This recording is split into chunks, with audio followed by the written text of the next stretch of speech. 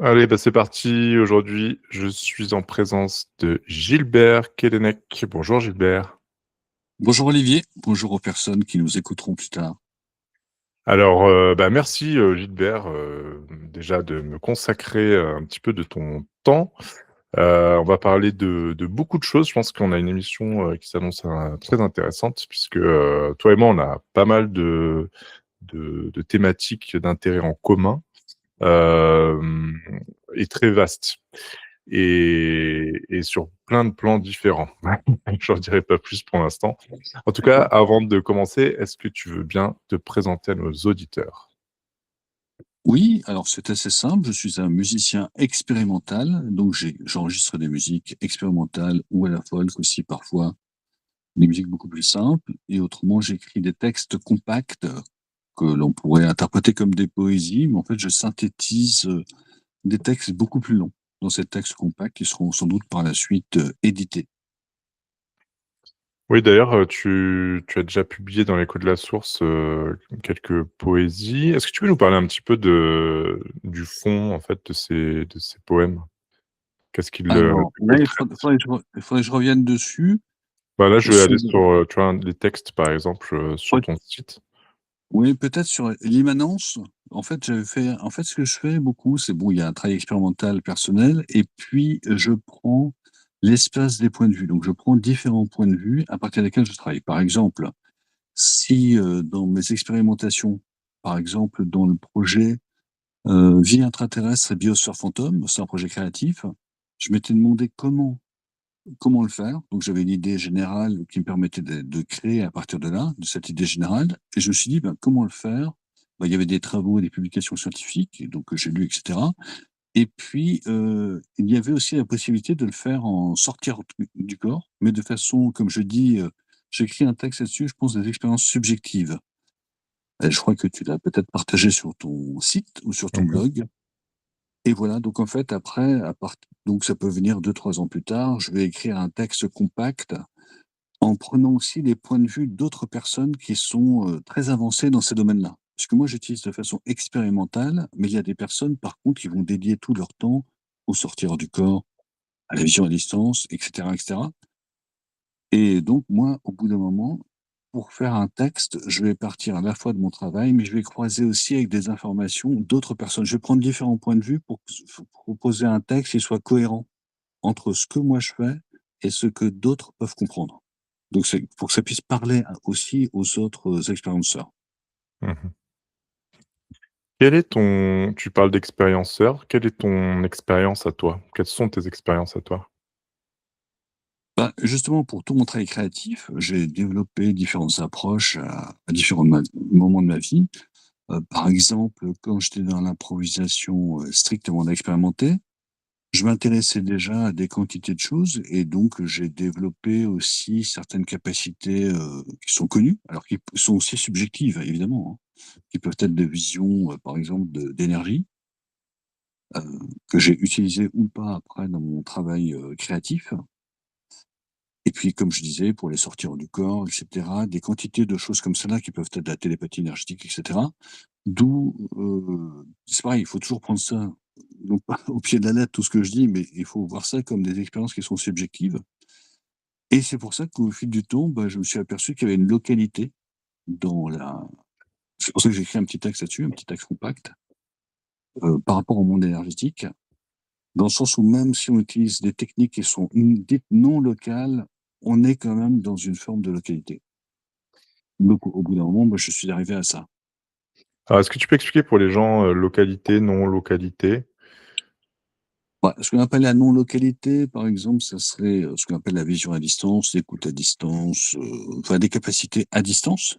En fait, Mmh. c'est-à-dire que, par exemple, le corps biologique, il est bien là, il est bien localisé, mais on utiliserait des techniques qu'on appelle, non locales, qui sont nommées non locales, mais est-ce qu'elles sont vraiment non locales? Puisque justement, on travaille quand même, que ce soit en tant que créatif ou pour d'autres raisons, on travaille quand même dans une forme de localité. C'est-à-dire, par exemple, la plupart des personnes qui vont travailler sur ce qu'ils appellent la vision à distance ou et cetera, ils vont travailler quand même sur certaines zones qui sont très bien localisées. Donc on peut vraiment se poser des questions si c'est vraiment du non local ou pas? Donc il y a des questions à se poser. Mmh. Et toi, tu investigues ces champs-là pour essayer de comprendre, comment ça fonctionne? C'est quoi ta motivation première re en fait, en réalité? Non, non, je le fais en tant que créatif, Mmh mh. simplement. Parfois, alors j'en ai pas besoin, si je travaille sur certains domaines qui sont purement scientifiques, par exemple, qui vont m'inspirer pour certaines musiques, là, je vais partir vraiment des points de vue strictement scientifiques. Mais si c'est quelque chose un peu plus lié à l'imaginaire ou comme je disais sur tel ou tel projet, par exemple sur le projet Autre réalité, eh bien là, j'ai investi certaines expériences passées Mmh. pour pouvoir justement enregistrer des musiques qui soient cohérentes et que j'ai fait écouter après ces musiques à certaines expérienceurs ou expérienceuses pour, valider que la musique, était proche justement d'expériences qu'ils avaient pu vivre. Mmh. Eux pensent comme objectif très souvent, mais que moi je sais pas si c'est ce qu'ils font vraiment des sorties objectives ou si on est toujours dans le subjectif. Donc en fait, on est très proche du côté créatif avec, ces expériences. Ouais. On en avait déjà parlé un petit peu de cette idée, qui est bon, pas forcément toujours évidente à saisir pour tout le monde. C'est-à-dire la différence, par exemple, entre une sortie hors du corps et une projection de conscience. Parce qu'au final, on peut à la fois observer quelque chose qui n'est pas localisé, en tout cas qui n'est pas là où on est nous, Oui. par 2 voies différentes. Est-ce que et ça Oui, c en fait, il y en a plusieurs. Il y en a plusieurs, bon, qui sont certaines sont dans le grand public et sont utilisées par les pouvoirs justement comme des techniques, particulières. Ce qui montre bien à quel point, même s'ils partent de nos localités, ils travaillent essentiellement, eux, sur quelque chose qui est complètement localisé. mmh. Et repose ta question, Olivier, excuse-moi? Je voulais, juste revenir sur cette différence entre, les Ah oui, sorties hors du d'accord, corps, par exemple, et d'accord, la projection de conscience ou remote viewing ou, d'accord. En projection de fait, il y a sens. ouais, Mmh. d'accord. En fait, il y a plusieurs par exemple, dans plusieurs podcasts, il y a des gens qui sont invités qui ne font que de l'exportation de leur, filaments énergétiques. On appelle ça des influenceurs vont appeler ça des filaments énergétiques et cetera. Donc en fait, ils ne font pas du tout de sortir du corps, donc ce qui est très surprenant, c'est de les entendre dans des YouTube, interviews ou autres, où ils parleraient de leur sortir du corps alors qu'ils n'en font pas du tout. Ils se contentent de faire des approches à distance non locales et cetera, mais qui sont, comme j'expliquais, dans la localité. Donc, Mmh. et donc les parties ce qui est sortir du corps, ça n'a rien à voir, c'est complètement différent. Donc c'est beaucoup plus délicat. En fait, ce qu'on appellerait les visions à distance, différentes techniques comme celle-là, sont des techniques, en fait, qui sont très faciles à mettre en pratique, alors que les sortir du corps et d'autres techniques sont plus complexes, demandent beaucoup plus de temps et sont beaucoup plus aléatoires. Même si tout ce donc c'est-à-dire qu'il y a un effort particulier à faire. Mais là, je renvoie plutôt à ceux que tu as peut-être invités, qui sont spécialisés là-dedans et qui vont parfaitement le verbaliser, même si je connais très bien le Mmh. mécanisme. Mmh. Est-ce que, pour, donner un aperçu à nos auditeurs de ton travail, tu aurais sous la main, le texte Immanence? Sinon, moi je l'ai, mais je pense que ce serait Ah, plus intéressant que tu le lises toi. Parce que ah j'ai bah, peur de si tu peux le lire, ça m'arrangerait je parce vais que c'est essayer. pas dans le ouais, le contexte. Alors en fait, ce texte-là, je l'ai fait, parce que bon, j'écoute, différents expérenceurs et je me suis dit: «Il y a quelque chose sur lequel je n'ai pas travaillé». Enfin, il y a beaucoup de choses sur lesquelles je n'ai pas encore travaillé. C'est pour ça que je suis un créatif, c'est-à-dire que je suis tout le temps dans la démarche, d'avancer Mmh. dans différents domaines et je me suis dit: «Mais je ne suis pas allé jusqu'au bout» parce qu'en fait, j'ai fait un travail de terrain et d'enquête et de contre-enquête aussi sur des témoignages. Par exemple, quand des personnes parlaient ils auraient vu, par exemple, des anges, ce qu'on appelle un ange. Ils auraient fait l'expérience d'apparition mariale et cetera et puis je me suis dit: «Mais en fait, j'ai pas cherché à comprendre une sorte d'arrière-plan, pour moi, en tant que créatif». Et puis, donc j'ai écouté certaines personnes parler qui sont meilleures que les autres, en fait. Et puis je me suis dit: «Mais en fait, ils nous parlent de l'immanence, donc d'une présence partout, avec des aspects qui peuvent être spécifiques et cetera». Et donc j'ai compacté un texte en fonction de contre-enquêtes, d'enquêtes que j'ai pu faire sur des personnes qui avaient vécu des expériences très particulières, très originales. Bon, déjà, je me suis aperçu d'une chose, parce qu'on parlait de sortir du corps et cetera, de vision à distance et cetera, c'est que en fait, par sortir du corps, on peut aller vers les mondes dits supérieurs. Or, Mmh. quand on parle des anges, on parle des apparitions mâles et cetera. Si on prend le point de vue des gens qui connaissent très, très bien le monde énergétique, ces entités ne peuvent provenir que des mondes supérieurs. Donc on ne peut Mmh. pas les mélanger avec des entités énergétiques qui sont dans notre proximité ou éloignées. C'est complètement différent. Donc Mmh. ça permet de différencier aussi ça des progrès Oui. que j'ai pu faire dans les enquêtes, c'est-à-dire de différencier les cas parce que dans des domaines par exemple comme l'ufologie, ils mélangent tout cela, donc les anges, les apparitions mariales, les entités énergétiques, avec des phénomènes qu'on qualifie d'exogènes, donc des phénomènes qui sont inouïs pour nous, ou alors des anomalies. Et donc, voilà, j'ai fait l'effort de travailler sur ces différences. Et puis au bout d'un moment, je me suis dit: «Mais il faut que je publie un texte compact par rapport à ce que j'ai compris. Ça pourrait servir à d'autres». Bah, à On va toi, essayer Olivier. on va essayer on va essayer de les lire. Alors, immanence, présence cosmique entièrement partout et à tout moment, reliée à tout objet de sa création, de toute éternité, origine infinie, potentiel infini. Réflexion de l'univers dans toutes les strates de la création. Immensité et enchevêtrement infini, aspect infini. Une imbrication entre permanence et interruption. Aspect spécifique de l'immanence, représentation des aspects au niveau cosmique. Civilisation cosmique, dimensions différentes. Forme ou sans forme. Monde supérieur. Réduction, aspect inférieur. Localité, plan supérieur d'une bulle énergétique vitale. Se débarrasser de la matière énergétique. Le corps énergétique répond instantanément au mental. Le corps biologique répond très vite au corps énergétique.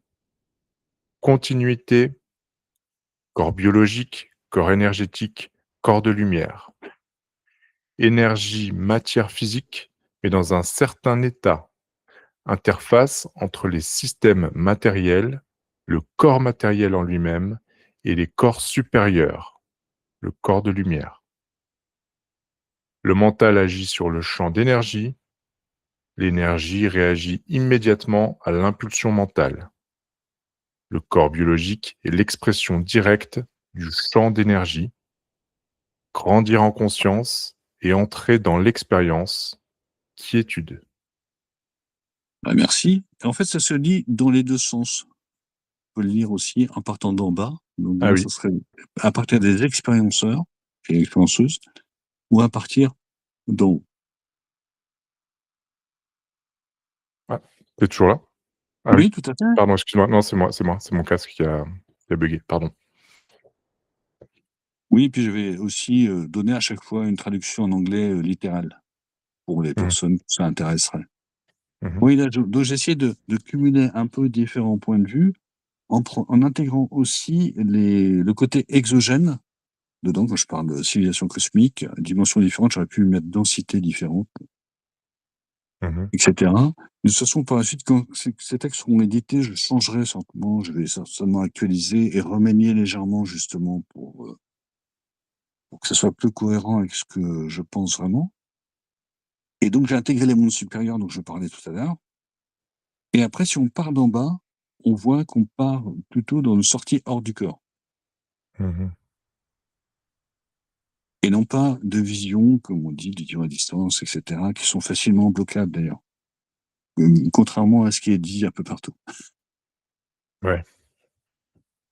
Ouais, il y a un truc qui m'agace un peu en ce moment, c'est qu'encore aujourd'hui, j'ai vu une personne qui faisait du remote viewing pour parler de l'affaire Epstein et qui faisait un petit short vidéo sur, YouTube et tout de suite après, il disait: «Bah, inscrivez-vous à mon Patreon et je vous en dirai plus, quoi». Et en gros, ça Ah, devient vraiment le business du moment. Dès que tu as des capacités, quelles qu'elles soient, tu ouvres une boutique, quoi et tu vends ton savoir aux gens. Je trouve ça assez curieux, quoi. Si c'est vraiment des informations de première importance et qui ont des, tu vois, des répercussions, ultra importantes, pourquoi les vendre, en fait, Oui, oui. Bah, déjà, moi j'ai un premier conseil à donner, c'est si on a des capacités, qu'elles soient subjectives, objectives, et cetera, il ne faut jamais travailler pour aucun pouvoir, quel qu'il soit. Ils ont déjà à l'intérieur des circuits, de pouvoir, des gens qui sont capables de faire ce travail-là. Donc si des gens veulent vraiment le faire de façon désintéressée, que ce soit des gens dans le circuit créatif ou dans d'autres circuits à titre de citoyen, citoyenne, et cetera, il ne faut jamais travailler pour aucun programme, parce que c'est la seule possibilité pour accéder à certaines, par exemple, si on fait des expériences subjectives et qu'on veut, naviguer, et si on veut aller très, très loin, il ne faut jamais bosser pour ces programmes, sinon on tournera en rond. On sera dans des systématiquement, bah, ça sera un travail. Voilà, donc c'est un mmh, conseil que je donne aux personnes qui écouteront. Tout S'ils ont vraiment les capacités, ce sont les gens qui sont très, très forts, ne sont pas connus, c'est très rare. Dans ces domaines-là, parce qu'ils le font de façon désintéressée. mmh Voilà, donc ils demandent jamais à renvoyer vers un compte, payant. Et mmh, puis aussi, pour tout ce qui est vision à distance, en fait, tout ça, c'est utilisé par les pouvoirs. Donc ça reste on reste toujours dans des choses vraiment, bas de gamme, mmh hein. Voilà, que ce soit pour les industries, pour les différents pouvoirs, en fait. Voilà, donc c'est mmh. mon conseil, le conseil du jour. Ouais, comment tu vois, toi, justement, ces capacités-là, dans notre monde aujourd'hui? Tu penses qu'elles sont encore utilisées par tous les gouvernements pour, pour des fins d'espionnage? Est-ce que est-ce que tu penses qu'il y a d'autres utilisations? Bah, en fait, de toute façon, les pouvoirs, ils utilisent certaines techniques, mais de petit niveau. Parce que ce qu'il faut savoir, c'est dans les différentes capacités, il y a des capacités de très haut niveau qui sont pas du tout diffusées, pas par hasard. Donc ça veut dire que les pouvoirs ne peuvent utiliser que certaines, capacités qui sont, ultra connues et qui sont Mmh imprécises, qui ne sont pas précises aussi. Voilà, il mh. faut le savoir. Elles ne sont pas parfaites, et cetera, et en fait, ils ont tendance à vouloir utiliser toutes les capacités. Donc voilà, je réitère mon conseil, ne jamais, en tout cas, aller là-dedans. Il faut les laisser entre eux, vibrant à basse intensité. Et puis, pour ceux qui veulent vraiment voyager, dans ce domaine-là, qui même si c'est de façon subjective, voilà, il faut le faire de façon désintéressée, il faut expérimenter et puis surtout ne jamais, s'intéresser à la vie des autres, déjà, hein, c'est pas l'objectif, Mmh. normalement. Autrement, c'est qu'il y a un problème. Bah, on avait, interviewé, Franck Labat, et qui faisait partie qui fait partie du groupe de William Buhlmann. Oui, oui. Et eux, ils prônent, des sorties hors du corps à portée, spirituelle, finalement. Dans le but de s'élever spirituellement, de comprendre, et il y a pas d'objectif, de d'espionnage ou de tirer une quelconque richesse de ça, quoi. Oui, oui, le bouquin de Franck, il est là-bas, il est bien. Il est bien, mais je dirais qu'il faut rester en dehors de tout ça.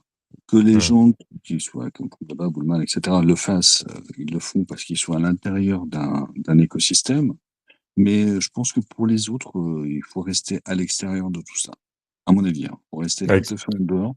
à l'extérieur Et moi, des voyages ou à l'extérieur des non, groupes non, qui non, prônent? de toutes les structures comme celle-là, Mmh mh. microstructures, et cetera. Je pense qu'il faut le faire, comme, enfin, moi, je suis dans des activités qui sont désintéressées et je pense Mmh qu'il faut rester, comme cela avec, ses moyens, ses expériences, pour rester en dehors du jeu, des jeux de pouvoir.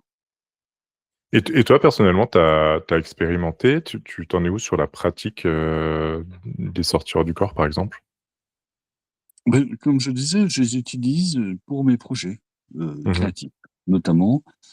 Et après, comme je dis, par contre, au niveau des textes, quand je veux compacter des textes, là, je vais prendre différents points de vue pour voir si je tape juste ou pas. Parce qu'en fait, on a chacun nos expériences qui ne sont pas forcément celles des autres, heureusement. Mmh. Et donc notre domaine créatif, on va beaucoup utiliser des techniques, expérimentales.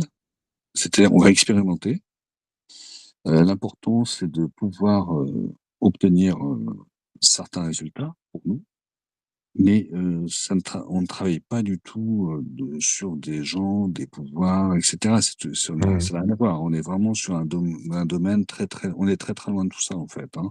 Mmh. Donc les techniques ne servent que pour faire des choses. Par exemple, je travaille beaucoup sur l'environnement, donc il est tout à fait possible que, je sais pas, au printemps ou en été, que j'utilise le temps justement pour expérimenter autour de l'environnement, mais de ces façons-là. Mmh.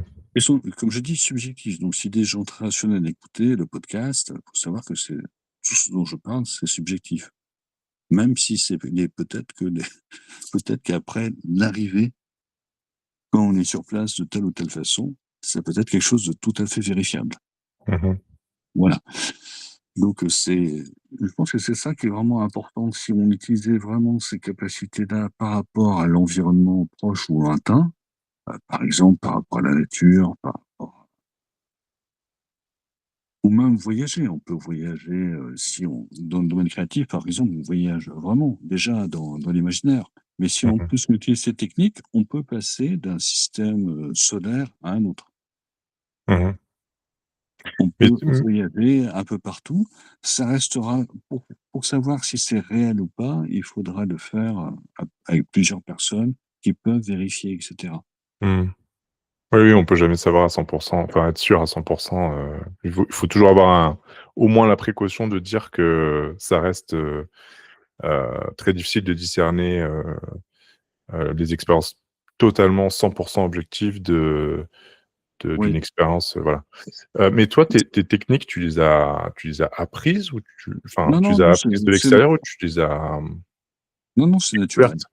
D'accord, ouais. C'est naturel. Je pense que la plupart de ces choses-là sont complètement naturelles et après, dans la vie quotidienne, on en a absolument besoin. Ça sert absolument à rien puisqu'on n'est pas du tout, enfin, je veux dire, on a une vie quotidienne, on est parents, je sais pas, on est dans le quotidien. C'est intéressant pour d'autres choses.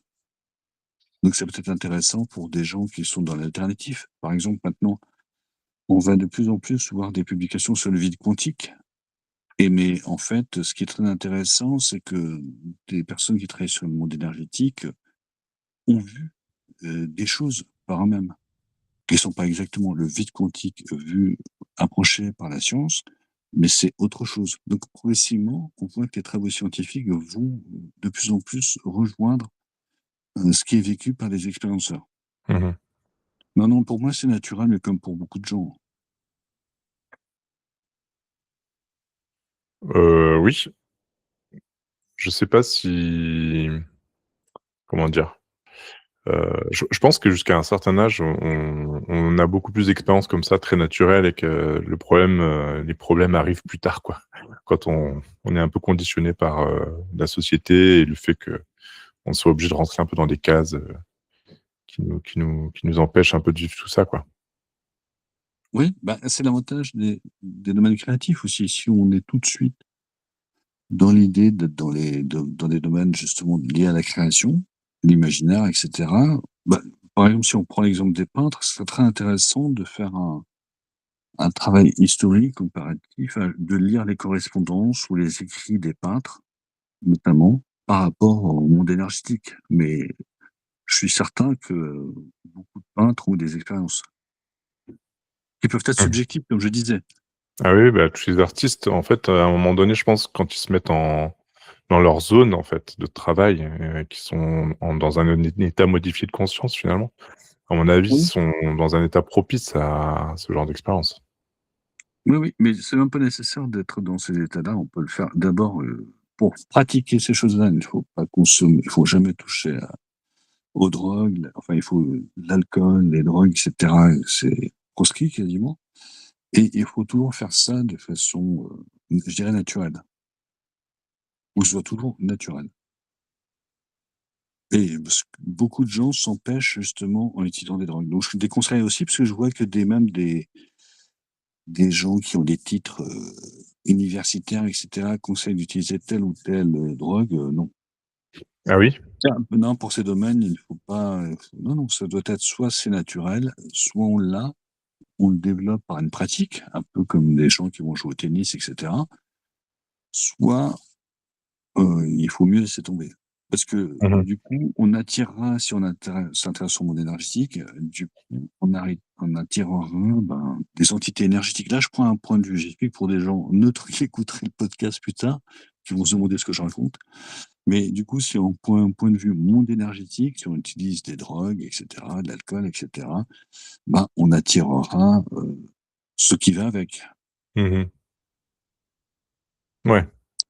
Oui, non, je suis assez d'accord. Moi, j'ai tendance à dire aussi aux gens qui s'interrogent que ça vaut pas forcément le coup de prendre des raccourcis. C'est pas le but justement. Si on est dans une démarche, spirituelle, c'est les choses arriveront en temps et en heure, en fait. Aussi bien, le maître, quand le disciple est prêt, que l'expérience quand l'expérienceur est prêt aussi, quoi. Oui, tout à fait. Il faut le voir comme une pratique. Si on a le temps, parce qu'on oublie, beaucoup de Ah oui, gens c'est ça oublient de aussi. préciser, il faut beaucoup de temps pour le faire. Ah oui. Mais ce qui m'amuse un peu, c'est quand je vois des personnes qui disent qu'il faut se lever en pleine nuit et le faire à 5 heures ou 6 heures du matin. C'est ce n'est pas Le nécessaire. walk back to bed, Pour les la fameuse technique. sortir du corps, etc., il n'y a pas besoin d'attendre pour pouvoir faire telle chose. Bah, c'est-à-dire qu'il y a tellement de courants différents et tellement de soi-disant techniques, infaillibles différentes que il y a de tout, hein. Il y a des gens qui disent qu'il faut le faire avant de se coucher, il y a des gens qui disent qu'il faut avoir de l'énergie pour le faire, sinon on s'endort.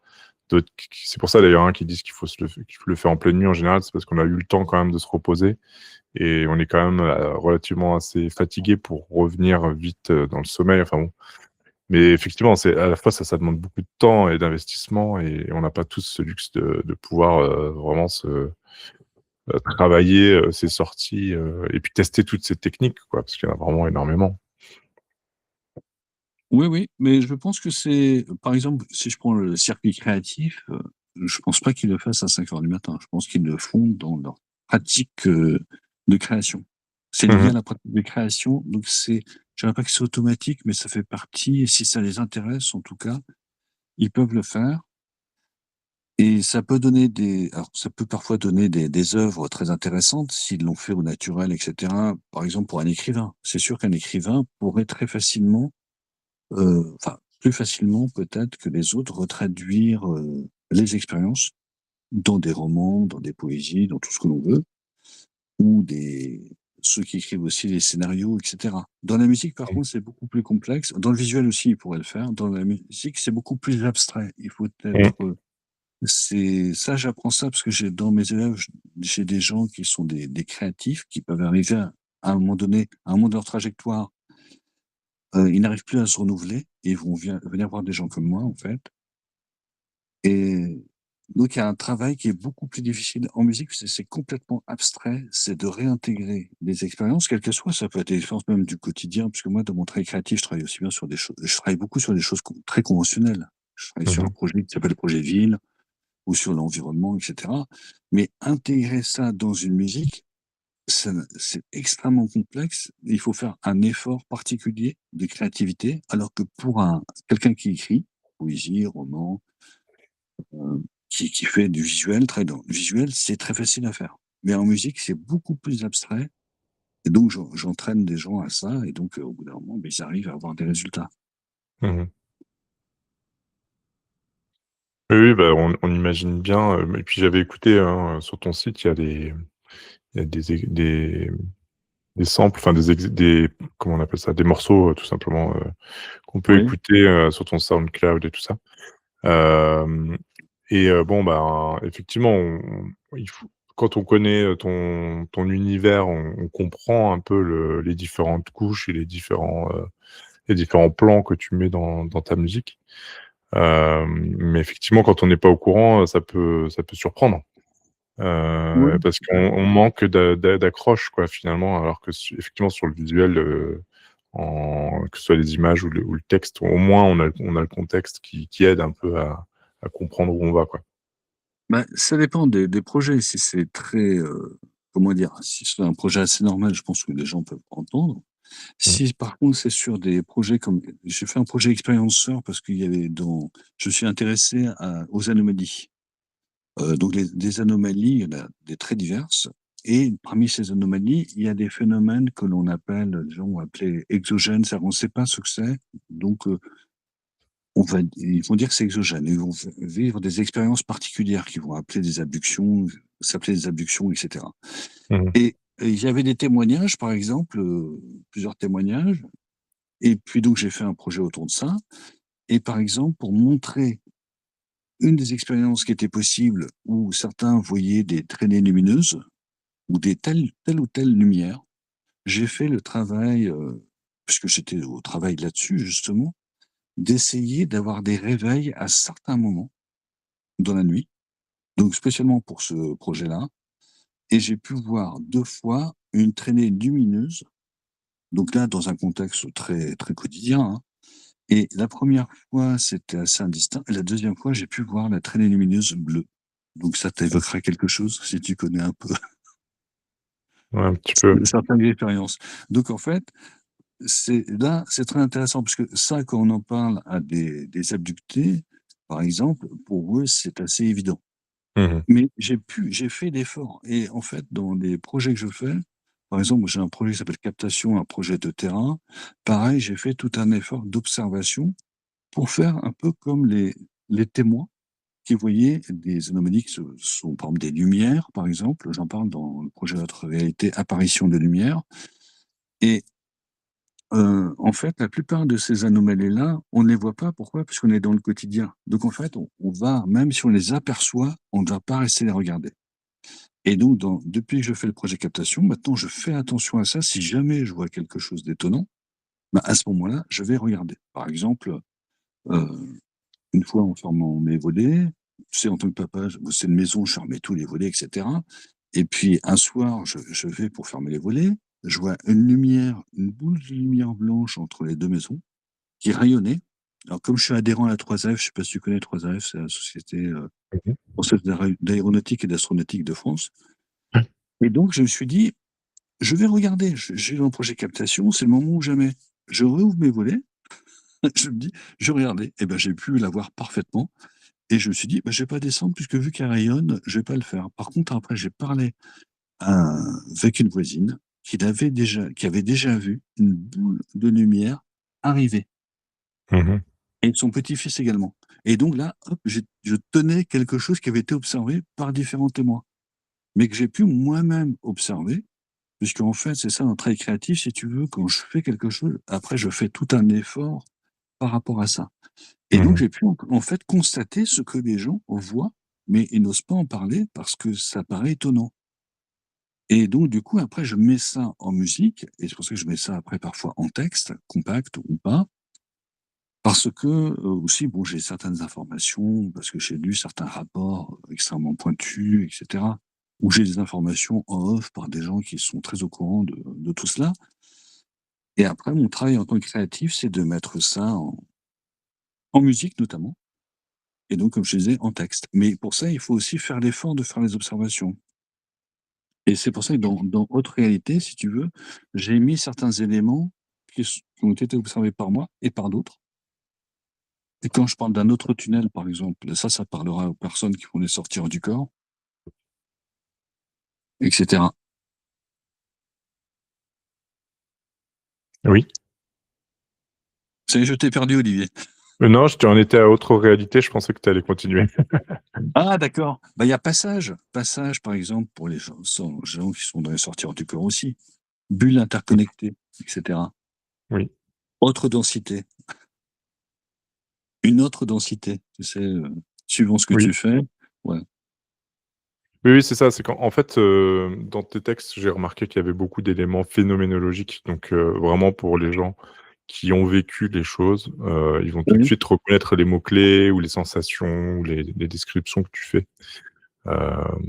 C'est vraiment un partage à ce niveau-là de un peu entre initiés, si je puis dire, hein. Oui, c'est ça. Bah, surtout pour ce projet qui est un projet, différent Parce que là, j'aborde les autres réalités, mais qui sont abordées aussi de plus en plus par la science. Donc, c'est possible maintenant d'avancer là-dessus. Alors Mmh. qu'avant, si tu veux, c'était plus discret. Maintenant, ça devient plus public. Oui. Voilà. Et par exemple, tu sais, là, je parle de vibration du vide ou de vibration. On parle des fois de vibration, tu sais, dans ces domaines-là. Mais en Mmh. fait, vibration, si tu as vécu certaines expériences, c'est pas la bonne expression. Mais en attendant mieux, on utilise tous plus ou moins ce qui est vibration. Mais c'est pas la bonne expression. Il faudra en trouver une autre. Donc il y a tout un travail à faire. Si un jour tu invites Chradalou, lui il trouvera sans doute le bon mot parce qu'il connaît. Toi, Mmh. il y a peut-être eu des travaux par d'autres personnes et ils ont trouvé quelque chose de plus approchant. Oui, c'est vrai que dans les textes, on parle souvent d'état vibratoire. Monroe parlait d'état vibratoire, je crois, qui annonce, qui précède la sortie, la décorporation, en fait, du corps de lumière, du corps biologique. Moi, quand je faisais mes exercices au tout début, il y a longtemps maintenant, il y a quelques années, ça m'était arrivé deux trois fois et c'était drôle parce que ça m'avait rappelé instantanément des sensations que j'avais eues quand j'étais enfant et que j'avais oubliées. Mmh. Et en fait, c'est effectivement, c'est pas vraiment, on peut pas dire que le corps vibre comme, s'il était dans un train ou sur un véhicule de chantier.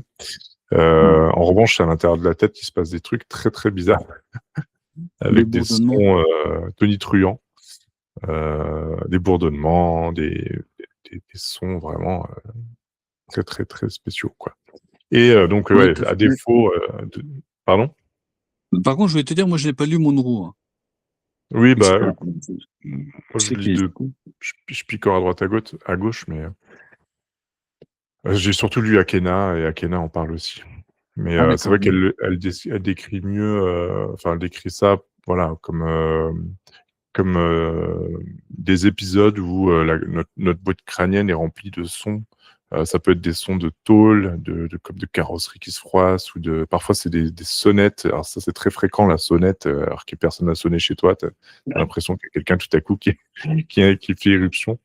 Des choses comme ça fait partie aussi de cet état-là, ouais. Et je crois, il faut rendre à César quand même ce qui est à César, que c'est Elena Danaan que j'avais entendu une fois. Alors je souscris pas forcément à tout ce qu'elle raconte, mais en tout cas, elle avait dit ça de manière, très juste, je pense. Elle disait que c'était un changement de fréquence, en fait, tout simplement, qui provoquait ces états-là.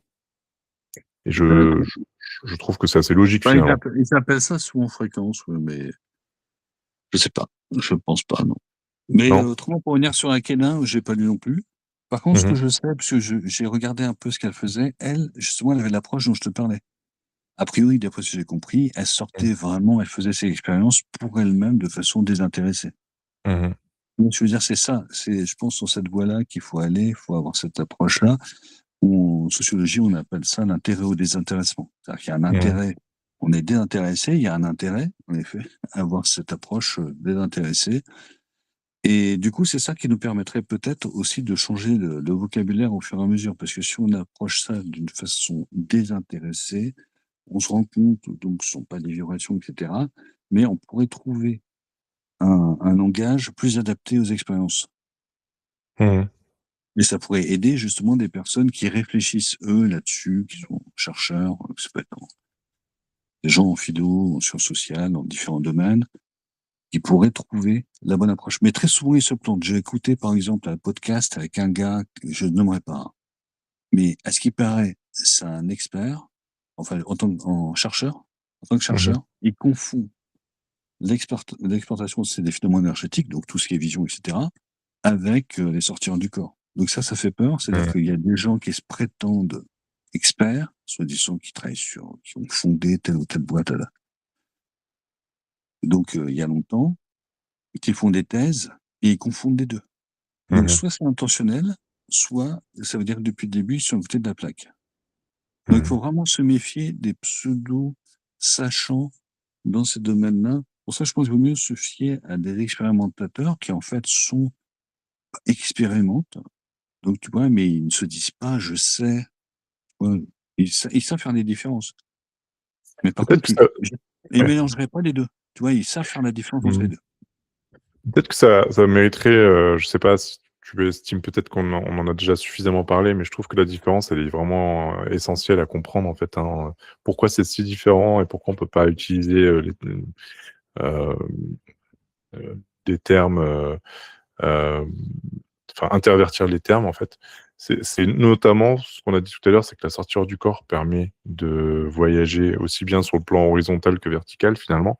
Donc de monter en fréquence et de rencontrer éventuellement des entités, des plans très supérieurs et inférieurs aussi d'ailleurs. Mais, et contrairement, à d'autres, capacités qui seraient plutôt localisées à notre plan finalement et qui permettraient d'avoir des visions ou des perceptions sensorielles à distance, mais sans, forcément pouvoir changer de plan, quoi. C'est une des Sans différences. sans sortir du corps. Sans Bon, sortir du corps. dépasser le corps, voilà, on peut le faire assis, allongé, le corps. On est vraiment localisé, on est dans le corps biologique et à partir de là, on utilise ces techniques-là. Il suffit d'avoir, des points de repère et de s'entraîner régulièrement, de le faire. C'est quelque chose qui est complètement naturel et on peut même le vérifier. Donc c'est très intéressant. Il y a des techniques de sondage, on peut même sonder un endroit à distance, par exemple, et le faire vérifier par des gens qui sont présents, Mmh mh. et cetera. Donc c'est complètement naturel. Mais on ne sort pas, il y a pas de sortie, qu'on appellerait hors du corps. Donc il Et y a pas que devient la conscience alors si tu arrives à sonder un endroit à distance, est-ce que ça veut dire que ta conscience, elle a créé est-ce qu'il y a un lien qui s'est créé? Tu as appelé un filament tout à l'heure? Est-ce que c'est ça finalement qui se crée entre 2 espaces de conscience finalement? Le tien et celui, qui est à distance, c'est ça qui fait qu'il y a une information qui passe? en tout cas, moi, je sais pas ce que les gens appellent la conscience dans le domaine énergétique. J'arrive pas à voir ce dont ils parlent. Parce qu'il y a une exportation, on dit souvent qu'on exporte des filaments énergétiques. Enfin, les gens qui expérimentent, ils font quelque chose, ils sont dans une action, ils s'observent pas. Par exemple, si on est à 2 ou à 3, quelqu'un peut observer et voir en effet ce qui est réalisé. Mais j'arrive pas très bien à comprendre ce que les gens appellent conscience, même dans le domaine ufologique, quand ils parlent d'OVNI et conscience, je comprends pas de quoi ils parlent. Mmh mh. OVNI, j'arrive à comprendre l'anomalie, mais la conscience, de quoi est-ce qu'ils parlent? Mmh. Ils veulent dire quoi? Ils parlent du cerveau? Ils parlent de je veux dire, du corps énergétique lié au corps biologique? Moi, je sais pas ce qu'ils veulent dire par là. Mmh. Je pense qu'ils confondent beaucoup avec le cerveau. C'est comme ça que toi, tu le comprends comment? Parce que tu interviewes pas mal de Bah, gens. en fait, justement, j'étais en train de penser à une personne que j'ai interviewée là, à l'IA que j'ai interviewée dernièrement. On discutait de ça. Elle a deux façons, elle, de en sortir hors du corps. Ou bien en connexion avec ce qu'elle appelle, elle, la conscience universelle, que moi j'interprète comme étant une sorte de noosphère finalement, où elle va se connecter à un moment donné pour avoir des informations, mais sans déplacement finalement de son corps de lumière qui reste là où il est quoi, qui reste dans son corps. À la Oui, c'est ça, différence donc elle fait de voilà la de la vision, en fait. C'est bah, plutôt une c'est ça, mais médium alors. Parce que bah, si elle elle fait les se 2 en branche fait. sur le canal général, c'est que plutôt de la médiumnité, non? Oui, oui, voilà, je pense qu'il y a beaucoup de médiums qui se branchent sur le canal comme tu dis, général. C'est une très belle expression je trouve. Effectivement et c'est génial déjà d'arriver à faire ça. Moi, j'aimerais beaucoup de temps en temps pouvoir me brancher, avoir les infos dont j'ai besoin. Mais en même temps, c'est vrai que c'est très différent de la sortie hors du corps et pour répondre à ta question aussi, je pense que la conscience, c'est vraiment le point central de ce qui reste quand tous tes corps énergétiques, se sont barrés, quoi. Par exemple, à la fin de la vie, on va se décomposer. Ça, c'est des théories à la Steiner et tout ça, hein, mais bon, il faut bien se baser, une heuristique, quoi. Donc tu as ton corps, voilà, éthérique, qui va partir avec ton corps, biologique. Ensuite, ton corps astral va rester un certain temps jusqu'à ce qu'il se détache, qu'au corps mental, fasse sa route tout seul, le corps, causal et à la fin, bah, il y a plus que ta conscience qui est un point, selon moi, hein, un point, tel un pixel finalement, de réalité et qui fait partie de la conscience, universelle, mais qui est singulier. qui est à la fois, fait partie du tout, mais à la fois est singulier, mais qui Ouais, n'est qu'un point. C'est-à-dire, c'est mais je vraiment un pense que grain de en t'écoutant, je pense que ce qu'ils veulent dire, par exemple, quand ils parlent d'omniconscience, etc., ils parleraient de l'aspect non local. Donc, c'est-à-dire l'exportation des phénomènes énergétiques ou l'exportation, si tu veux, de différentes capacités. Mais donc, c'est mmh, pas, ça, il faudrait pas appeler ça conscience, on doit être beaucoup plus précis que conscience.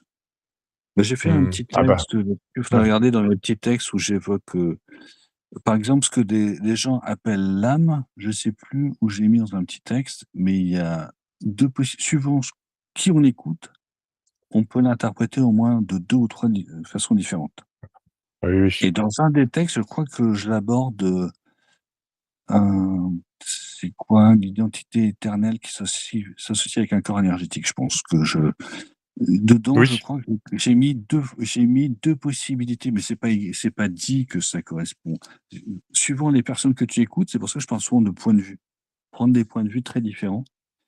Mmh mh. Et ben, ils parlent de quelque chose et l'autre qui va parler de l'âme va parler d'autre chose et puis l'autre qui va parler de l'âme va parler encore d'autre chose. Donc c'est difficile de Mmh. savoir et une fois qu'on a C'est vrai, identifié à peu près de quoi il parle, là, on peut commencer à comprendre, heu, de quoi, voilà, comment c'est on vrai. devrait quel mot est-ce qu'on devrait employer en tant qu'expérienceur, par exemple?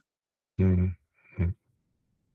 Bah, je crois que c'est en sanskrit qu'il y a des centaines de mots pour parler de tu vois, de ces trucs-là, quoi, de l'âme, de l'amour, enfin, Ouais. je veux dire, quand on y réfléchit un petit peu, c'est vrai que c'est, Bah, par exemple, j'ai un on exemple dans ce petit texte, ça sur un point de vue par rapport quand des gens parfois parlent de l'âme. Donc, les expérienceurs diraient plutôt, c'est un petit passage vers la fin de ce texte-là. La mémoire du corps énergétique est incorporée dans le corps de lumière. Les structures énergétiques se dissolvent dans la bulle de réalité. La mémoire énergétique est recyclée sur la planète localement. Donc ça, mmh, ces 3 lignes correspondent à quand on écoute certaines personnes qui parlent de l'âme, ça correspondra à ça. Et puis quelque part mmh. ailleurs, dans ce texte, je parle d'un autre point de vue et après il y a un autre point de vue qui serait extérieur à notre bulle, de réalité et donc ça sera encore parce qu'en fait, je pense que c'est ça le problème, il faut essayer bien écouter ce que disent les gens, essayer de comprendre de quoi ils parlent et Mmh. après, tu sais, quand on parle souvent d'expériences, dimensionnelles ou je sais pas comment ils l'appellent maintenant, tu sais, il y a des mots un peu à la mode, de vivre plusieurs expériences, tu sais, plusieurs vies dans des dimensions, Les vies différentes. antérieures, mmh, Non, mais actuellement dans notre, je sais plus si c'est dimensionnel ou pas et mmh mh. par exemple, si on s'intéresse à ce qu'on appelle le surêtre, ça n'a rien à voir avec, ce que pourrait faire le surêtre, tu vois? Qui gérerait justement plusieurs incarnations d'une même âme. Donc c'est Ah encore oui, alors différent. ouais, Et mais je sais plus si c'est dimensionnel ou pas. Des gens qui vivent, tu sais, plusieurs vies, donc la vie là, par exemple, dans le corps biologique, à un moment donné, quand ils vont dormir, ils disent qu'ils vont vivre une vie ailleurs et bah, puis en encore fait, une autre vie ailleurs. C'est pas ouais, dimensionnel, c'est multidimensionnel, voilà, multidimensionnel. C'est comme ça qu'ils nomment ça, mais c'est pas et justement, quand on écoute bien ce qu'ils disent, ça ne correspond pas à ce que gère ce que l'on appelle le surêtre.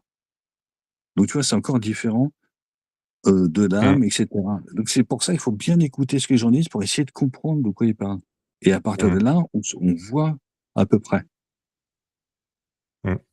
Bah, moi, de ce que je comprends, et pour reprendre ta terminologie, le surêtre, c'est un peu la conscience, supérieure de l'âme et l'âme, en fait, c'est le fil conducteur entre ce surêtre et une incarnation. Sachant qu'il peut y en avoir plusieurs en simultané et que pour un mystère, hein, pour une chose que j'arrive pas à expliquer moi, on est plutôt focalisé actuellement sur une incarnation plutôt qu'une autre.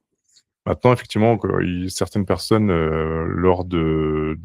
dans des états de conscience, modifiés, ça leur est arrivé de basculer d'une incarnation à une autre. Heureusement, ils sont revenus, j'ai envie de dire, parce que je sais pas si tu imagines la terreur, si tu te retrouves dans une autre incarnation tout à coup et que tu perds tout ce que tu avais Ça serait avant. le côté ouais, mais ça serait le côté multidimensionnel du coup. Ça serait dans notre, mais justement, est-ce que tu peux lire le texte qui s'appelle «Une identité éternelle qui s'associe avec un corps biologique»? Parce que justement ce dont tu parles, tu vois, j'indique dès le début Alors, une particule de c'est lumière et tu le peux me dire surêtre dans est quel, dedans.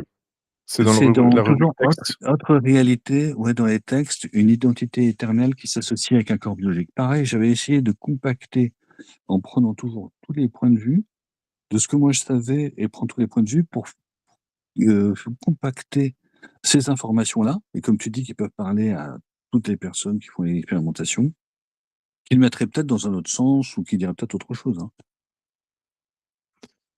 Alors moi, juste le titre de Ouais, la ch c'est une identité éternelle qui s'associe avec un corps biologique, d'ailleurs que tu avais partagé sur ton blog. ah, alors peut-être que je devrais plutôt aller sur le blog, ce sera plus simple. Parce que Oui. là, j'ai un peu du mal à retrouver en direct comme ça. Alors, tac, tac, on va regarder ça si je trouve. Et là, ça part du point de départ. C'est un peu inversé par rapport à l'immanence qui part du global vers jusqu'à nous. Et là, plutôt, on part pareil du global, mais plutôt ce que des gens appelleraient l'âme, en fait. Mmh. Bah, si tu peux le lire, si tu le vois, une identité éternelle qui s'associe avec un corps biologique. Non, là, je t'avoue que je patauge un peu là, mon truc ne trouve pas. Tu l'as pas toi sous les yeux? Ce Alors serait attends, peut-être je retrouve. Bon, attends, c'est l'immanence. Par exemple, alors celui-là, oui, j'ai retrouvé. Donc, une particule de lumière, de surêtre à plusieurs extensions dans les univers, descente des mondes supérieurs vers les mondes physiques, un assemblage provisoire avec une structure bioénergétique, une double structure énergétique, un double réseau de filaments énergétiques, séparation possible du corps biologique. Une extension relie les deux systèmes de réseau de filaments énergétiques, corps bioénergétique, corps de lumière. Un ensemble, les deux réseaux de filaments énergétiques, la corde d'argent comme continuité entre les deux systèmes énergétiques, s'ancrer dans une réalité, une personnalité dans un espace social, une identification avec la proximité, une localité dans le monde physico-énergétique. La localité agit dans le monde énergétique comme dans le monde physique, des mondes très voisins. Repartir. La mémoire du corps énergétique est incorporée dans le corps de lumière. Les structures énergétiques se dissolvent dans la bulle de réalité. La mémoire énergétique est recyclée sur la planète localement, lumière ou obscurité. Donc en fait, mmh. ne sais pas, tu vois, du début, la particule de lumière, de l'incarnation jusqu'au départ. Mmh. Ouais, c'est très, très chouette. Très bien discerné. Hem, on peut se poser la question ensuite de l'intérêt, l'utilité de tout ça. Des fois, j'ai l'image de la pieuvre, tu sais, qui a des ventouses qui lui servent à tester, à expérimenter son environnement. Et je me Oui. dis que des fois, on est un peu des ventouses, quoi, nous aussi. On est là juste pour expérimenter et faire remonter l'information, tout en peut-être, hem, essayant quand même d'accomplir le plan supérieur, tout en l'ayant oublié et en essayant de s'en souvenir. Je sais pas comment tu vois ça, toi? Si, si, bah, justement, bah, là, c'est toujours pareil, en prenant, ce point de vue, si on prend ce point de vue d'une incarnation, en fait, on a, donc je prends un point de vue, c'est pas forcément le mien, hein, que je décris, même si ce que je décris, ça correspond à ce que vivent des expérienceurs. Bah, si on prend ce point de vue-là au sérieux, après, on peut décrire un peu comme je l'ai fait dans ce petit texte compact ou poétique. Tu vois, on part, donc de la particule de lumière, le surêtre, donc il y a plusieurs extensions dans les univers. Donc tu descends des mondes supérieurs vers les mondes physiques. Tu as un assemblage, donc là, après, je décris un peu, tu sais, le côté, bioénergétique, et cetera. Et après, bah, en effet, il y a ceux qui se souviennent et ceux qui ne se souviennent pas. Et j'ai Mmh. remarqué que dans certaines interviews, je voyais que des personnes qui se souvenaient, essayaient de prendre contact avec l'autre personne qui se souvenait pour discuter un petit peu, tu vois? Mais Ah je oui. pense qu'en effet, si on prend les points de vue, la plupart ne se souviennent pas et je pense que c'est assez, normal parce que quand on écoute ceux qui se souviennent, c'est la grosse galère. Parce qu'en fait, il faut après, si on suit ce qu'ils disent et ce qui est compréhensible quand on s'intéresse, justement au corps biologique, corps bioénergétique, c'est qu'ils veulent après réimporter dans le corps biologique la mémoire, cette mémoire-là. Or, le corps, Mmh. comme le disent très bien, notre corps biologique n'est pas fait pour incorporer, si tu veux, ces différentes mémoires, parce qu'il est Ouais. limité. Donc, pour eux, il y a une véritable Heu, difficulté, même souffrance, j'imagine, leur environnement qui doit écouter ce qu'ils racontent. Mais pourquoi pas? Si on prend ce point de vue au sérieux, c'est ce que j'essaye de faire si tu veux, parce que si je mène des enquêtes, quand j'ai le temps et cetera, je prends le point de vue de la personne, je prends au sérieux ce qui est dit et à partir de là, je vais travailler. Donc si on prend au sérieux, c'est vrai qu'il y a beaucoup de choses qui se retrouvent dans différentes expériences de gens qui ont vécu justement quelque chose dans le monde énergétique et qui se sont regardés, tu vois? Qui ont regardé les choses telles qu'elles se passaient, comme dans une pratique, de la réalité, standard. Ils ont regardé, ils ont vérifié et donc il y a une certaine cohérence dans ce qu'ils disent. C'est vrai qu'on peut trouver une cohérence dans ce qu'ils disent et donc mmh. dans ce qui est vécu par différentes expériences. C'est ça qui est intéressant aussi, c'est de compacter différentes expériences dans un tout petit texte qui Mmh. donne beaucoup plus d'éléments, même si j'ai pas chapitré. Ouais. Après, je me pose quand même la question, parce qu'effectivement, il y a des gens pour qui enfin, en fait, ça dépend dans quelle mesure, mais par exemple, tu disais, que c'était pas forcément notre corps était pas forcément fait pour réintégrer toutes les mémoires, de toutes les vies et toutes les expériences et cetera. Toutefois, il y a de plus en plus de gens qui proposent ce service-là aujourd'hui. Tu sais, voilà, pour découvrir ses vies antérieures. Alors, on dit antérieures d'ailleurs, c'est pas du tout le bon terme puisque on est d'accord pour dire que ça peut être simultané, mais c'est comme ça que ça s'appelle. Et il y a de plus en plus de gens qui offrent ce service-là et on peut se demander si c'est une bonne chose ou pas, parce qu'effectivement pour certaines personnes, ça peut être accablant, heu et en même temps pour d'autres, ça peut être intéressant de savoir qu'elles sont pas en train de suivre un chemin pour rien. C'est parce qu'elles ont déjà travaillé, telle ou telle aptitude par le passé et d'ailleurs certains expérienceurs, le disent souvent, ils avaient déjà des capacités de voyager, dans d'autres vies et donc c'est pour ça que pour eux, c'était facile de s'en souvenir et cetera et cetera. Donc je sais pas à quel point, tu vois, c'est un peu comme un héritage, simplement familial finalement. Parfois c'est lourd, parfois c'est pas lourd. Peut-être que ça dépend un peu de ce qu'on veut se mettre sur les épaules ou pas, je Alors sais pas. moi, mon avis est assez simple, soit toujours en prenant les différents points de vue, hein, parce qu'on a nos Mmh mh. propres expériences. Mais si on prend des points de vue de personnes vraiment qui se souviennent, ils n'ont jamais eu recours à quelqu'un. Donc ils se Mmh. souviennent parce qu'ils auraient, d'après ce qu'ils, disent, si on prend au sérieux ce qu'ils disent, ils ont, choisi de se souvenir, par exemple. Donc Mmh mh. eux, ça sert à rien pour ceux qui se souviendraient pas d'essayer de chercher. Pour moi, ça n'a aucun sens. Soit, en effet, la personne se souvient, heu, et là, ça vaut le coup pour ces personnes, justement, ils creusent beaucoup. Certains d'entre eux s'expriment justement dans certaines interviews et c'est ceux-là dont je te disais qui communiquent entre eux, essaient de communiquer entre eux. Mais par contre, d'ailleurs, ils disent à peu près ce que je viens de te dire, c'est qu'il ne faut pas chercher à pas aller plus loin. Si des gens ne se Ouais. souviennent de rien, c'est pas la peine de creuser parce que justement, c'est pour différentes raisons et puis comme je te dis, le corps biologique, toujours pareil, si on suit différents points de vue, si on écoute vraiment différentes personnes, ils sont tous d'accord, même pour ceux qui peuvent le faire, ils ne peuvent pas, c'est très difficile d'incorporer, ces mémoires et puis il faut avoir à être, extrêmement rationnel. Parce que la plupart des gens qui s'intéressent à tout ça, sont pas dans la rationalité. Ou ils sont pas raisonnables, si tu veux, dans leur vie.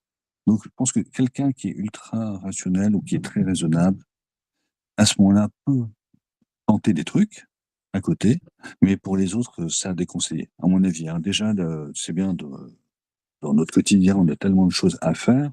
Je pense qu'il vaut mieux, si on est là, justement, si on prend au sérieux, le fait de s'incarner et cetera, On est là, dans ce cas-là, pour faire quelque chose. Si on suit Mmh. ce que disent tous les gens. Donc, dans ce cas-là, c'est bien ici que ça se passe. Mmh. Et ici que ça se passe, ce qui n'empêche pas de, si on a des capacités naturelles, etc., de les développer parce qu'on saura très vite voir les limites. Alors que quelqu'un Mmh. qui va forcer, on va retomber un peu, je sais pas si tu as entendu certaines interviews où des gens ils disent qu'ils utilisent leur capacité pour nuire à d'autres, par exemple. Mmh. Et Non, ils le disent pas comme j'entends ça, mais si ça, tu écoutes je ce sais que qu'ils ça racontent, existe. tu écoutes ce qu'ils Mmh. racontent, ils parasitent d'autres personnes. Si tu Mmh mh. écoutes, ils le disent pas avec le mot que j'emploie. Et Mmh. donc ça, je trouve ça complètement débile. Donc je pense qu'il vaut mieux que soit les gens ont les capacités dans ces domaines-là et ils sont très, dans une vie, très raisonnable, de certaine façon, soit ils ne sont pas dans cette vie raisonnable et il faut éviter ces domaines-là. Ces domaines-là sont vraiment réservés à des gens qui sont capables de, tu vois, comment dire? Capables d'en revenir. Mmh mh. Là, il y a pas de Ouais. conséquences. Moi, dans mon travail créatif, je peux utiliser ça et je vais le réincorporer dans mon travail créatif. Donc j'en fais quelque chose dans cette réalité-ci. Alors que des gens Ouais. pourraient être tentés de vivre que dans l'autre réalité, ce qui est absurde puisque si eux-mêmes s'écoutent, ils sont là pour faire quelque chose. Tu vois ce que je veux dire? C'est un peu étrange. Ouais, ouais. Non, mais c'est terrible parce que tu vois, moi, ça me fait penser aux gens notamment qui font de l'hypnose régressive et j'en ai entendu et vu passer quelques-uns en interview aussi qui en hypnose régressive se sont, découverts, des, abductions ou des choses comme ça avec des détails très précis. Mais ça change le Oui. cours de leur vie. C'est-à-dire que tout à coup, elles étaient parties sur une trajectoire avec en essayant de se comprendre, d'essayer, tu vois, d'aller vers, l'accomplissement personnel, l'épanouissement personnel et tout à coup, ça change radicalement leur trajectoire de vie et elles s'identifient à cet événement et du coup, Exactement. ben, tu vois, c'est fou, quoi. Enfin donc je dis pas que c'est pas bien, hein, je j'ai aucun jugement de valeur d'ailleurs. Je dis juste que ça change radicalement leur trajectoire de vie et est-ce que c'était la trajectoire qu'elles avaient décidée auparavant ou pas? Ça, c'est le grand Ou mystère, mais même ce qui allait bien avec, je veux dire dans notre réalité. Moi je suis d'accord avec toi. En tout cas, je pense qu'il faut pas faire de l'hypnose. En fait, il y a des questionnaires en psychologie qui suffisent largement pour se souvenir, pour les gens qui se souviennent pas. Donc faut pas faire de l'hypnose régressive. Il vaut mieux consulter, se renseigner pour savoir s'il y a des bons psychologues, mais qui savent poser des questions par rapport à ces témoignages-là. Et tu par veux dire par exemple, rapport aux symptômes, de la personne actuelle? oui, voilà, c'est ça. Il faut pas que la personne aille voir, OK. un hyp fe ne il faut pas que la personne fasse des hypnoses régressives. Vaut mieux chercher s'il y a un psychologue qui peut simplement, Mmh. par des questions toutes simples, faire émerger, ce qui peut émerger et non pas ce qui ne doit pas émerger. Je donne un Ouais. exemple, dans les enquêtes ufologiques. Dans une enquête ufologique, quelqu'un pensait avoir vu telle ou telle chose et puis à force d'écouter la personne, moi je suis pas psychologue, hein, mais j'ai fait répéter plusieurs fois et puis au bout d'un moment, j'ai vu un arrière-plan dans tout ce qu'elle me disait et cette personne en avait parlé à quelqu'un d'autre qui est un très mauvais enquêteur qui a plein de théories et cetera et qui a pris ce qu'elle disait comme une vérité.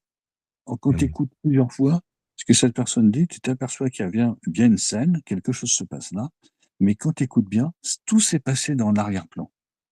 C'est un arrière-plan où on trouve vraiment, ceux qui sont les opérateurs. Il y a quelque chose qui a opéré à partir de l'arrière-plan et là, c'est simplement en la réécoutant et puis à un moment donné, je me suis dit: «Mais c'est là-bas que ça s'est passé. Enfin, c'est là-bas que quelque chose a opéré». Ça peut être maintenant, tu sais, avec certaines technologies, on peut faire des choses, faire entendre, faire croire des choses. Mais ça peut être aussi quelque chose qui est complètement naturel, qui s'est passé en arrière-plan. Et j'ai trouvé l'arrière-plan. On a réussi à localiser l'arrière-plan et simplement en écoutant la personne parler. Alors que cette personne, autrement, serait partie dans l'hypnose régressive pour justement se souvenir. Mmh. Alors que simplement, c'était dans ce qu'elle disait. L'information était à l'intérieur et ça se passait dans un champ qui était en arrière-plan, c'est à partir de là que quelque chose a opéré. Et par contre, des manifestations étaient bien près d'elle. Donc un enquêteur, si tu veux, classique, il va s'en tenir à ce qui est dit comme ça, mais si c'est une anomalie, si on parle d'anomalie, c'est plus complexe, c'est comme le monde énergétique. Et tu veux, c'est bien, c'est beaucoup plus complexe. Une fois que tu te promènes, c'est compliqué. Enfin, ça peut être simple, mais très souvent, les gens racontent pas qu'ils sont obligés de revenir très vite dans le corps. Mmh. Tu vois ce que je veux dire? Ils racontent que la Ouais. partie positive, c'est super, ils sont partis. Ils oublient de dire qu'après, ils ont été ramenés rapidement. Et certains ont rencontré leur surêtre, comme tu sais, sans doute, sûrement. Et en fait, ils voulaient bouger dans tous les sens et puis ils sont accompagnés. Et puis au bout d'un moment, ils comprennent par qui. Si Mmh. on emploie les mots, si tu veux, qui correspondent aux expériences. Donc voilà, donc en tout cas pour l'hypnose régressive dont il faut éviter, il y a certains questionnaires maintenant beaucoup plus développés en psychologie. Et puis autrement, il suffit d'avoir quelqu'un qui écoute tout simplement ce que la Mmh. personne a à dire. Mais je pense pas, donc il faut pas revenir dans des choses qui seraient, qui, comme tu dis, changeraient la trajectoire sociale de la personne. Et pour, je passe un peu du coq à l'âne, mais bon, c'est ce qui est amusant aussi dans ces discussions, c'est que ça nous fait penser à plein de choses. Tu sais, il y a beaucoup de récits d'abduction aussi, où il y a souvent une confusion entre l'abduction du corps physique et l'abduction du corps, de lumière, finalement. Parce que finalement, les gens, quand ils vivent ça, ils font pas la différence. Souvent, ce que j'entends moi, c'est que les gens, ils ont jamais fait une sortie hors du corps. Donc, quand, ils se retrouvent dans un autre endroit et avec plus ou moins leur corps, dans un état peut-être, pas 100 éveillé, tu vois? Ils font pas forcément la différence, surtout quand ils étaient jeunes et tout. Et donc finalement, tu as l'impression qu'ils se sont jamais vraiment posé la question et ils te disent: «Bah, ouais, on m'a pris mon on m'a sorti mon corps et puis, j'ai été, téléporté quoi ou télétransporté» ou je sais pas Oui, quoi. oui. Et au final, non, c'est pas forcément ça parce qu'il y a sans doute des entités qui ont la capacité de te sortir de ton corps, très, très facilement avec des technologies ou autres et c'est intéressant de voir dans les témoignages justement l'étendue de ces capacités-là qu'ils ont, par rapport à ce que nous on sait et nous on est en train de tâtonner là complètement. Alors, dans les abductions, justement, en fait, il y a un bouquin qui a été traduit vers le français, un bouquin de Kathleen Larden, qui est très bien, Mmh. parce qu'en fait, dans les abductions, quand tu écoutes les témoins, tu t'aperçois, quand tu t'intéresses au monde énergétique, qu'ils ont eu affaire à ce qu'on appelle les entités énergétiques, donc ils sont dans la proximité, dans la localité. Donc il ne s'agit pas d'abduction exogène. Autrement, quand tu écoutes, tu t'aperçois aussi que des fois, ça peut être par des sectes. Donc ça veut dire à base de drogue, tout ce que tu veux. Mmh. Ça peut être aussi par des opérateurs humains qui bossent dans ce qu'on appelle dans les programmes. Dans les Mmh mh. programmes, tu l'entends aussi dans le discours et parfois, donc, tu as aussi les abductions qu'on va qualifier d'exogènes, les vraies anomalies, où là, toute la description amène vers quelque chose d'exogène, on ne comprend pas. Enfin, on va mettre de ce côté-là. Et parfois, ça se complique parce que des opérateurs humains, quand ils savent que des personnes ont été abductées, par exemple, des dits exogènes, ils vont interférer. Et c'est comme ça qu'il y a eu des enquêtes récemment qui ont été faites, même en France, où ils ont retrouvé sans problème là où les programmes avaient opéré.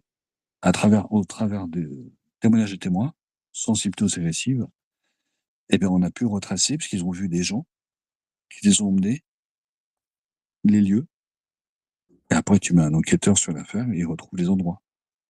Et Mmh. donc, il faut savoir il y a des opérateurs aussi humains qui font ça, donc c'est absolument inadmissible. C'est pour ça que là, j'encourage des gens qui seraient victimes de ce genre de choses, où ils seraient sûrs et certains, il faut porter plainte parce que on pourra sans problème tracer, parce que c'est traçable, quand c'est humain, c'est complètement traçable. Que ce soit sectaire, que ce soit des programmes, plus ce qu'on appelle classés, c'est traçable. Et après, comme tu dis, il y a la partie abduction, donc par les exogènes, mais il y a aussi quelque chose que tu connais par les sortir du corps. Si tu en as fait plusieurs, tu sais qu'il y a des entités, dont on parle qui vont aider au sortir du corps. Donc il ne Mmh. s'agit pas d'une abduction. Ouais. Donc, si on prend le point de vue, si tu veux, on balaye tous les points de vue, donc où il y a des entités comme celle-là qui vont aider à partir, par exemple. Il y a des gens, qui ont vécu cela plusieurs fois. Mais il ne s'agit pas d'entités exogènes. Enfin, au sens extraterrestre, il ne s'agit pas non plus de programmes humains, etc. Donc, c'est des domaines extrêmement complexes. C'est pour ça qu'il faut prendre le temps de travailler là-dessus. Et la partie strictement... autrement, tu as le CERO en France. CERO en France, Mmh. qui est très bien pour les abductions. Mais là, je crois qu'ils font des hypnoses régressives. À moins qu'ils aient intégré un psychologue peut-être en Ouais, question. ouais, il y avait Et une psychologue, qui travaillait pendant longtemps avec eux. voilà. Et donc là, si tu veux, ils savent faire la différence dedans. Alors, le problème qu'il y a depuis longtemps maintenant, et il y a aussi des programmes strictement opérateurs humains. Donc ça, il faut le savoir. Mais donc ça, maintenant, je crois qu'au CERO, ils savent faire la différence. Dans les témoignages, j'arrive à se dire, bon là, c'est vraiment strictement, tu vois, c'est un programme classé, par exemple. Et ils arrivent à faire les différences. Donc il y a eu des progrès dans les dernières décennies. Et dans le bouquin de Catherine Marden, c'est très clair, par contre, hein. Mais ils ont de l'avance aux États-Unis là-dessus, parce qu'il y a beaucoup d'opérations, Mmh. tu vois, Avec indiscrètes, les etc. agences, ouais. Voilà, mais qui se croyaient discrètes et qui ont été complètement tracées. Il faut le savoir. C'est Bah, là, en plus, Johan, que tu connais. Johan, tu te ouais, souviens, Johan? oui. Bah, il a enquêté là-dessus. Il a publié sur Substack, il y a au moins 2 enquêtes Mmh. où il a trouvé les lieux.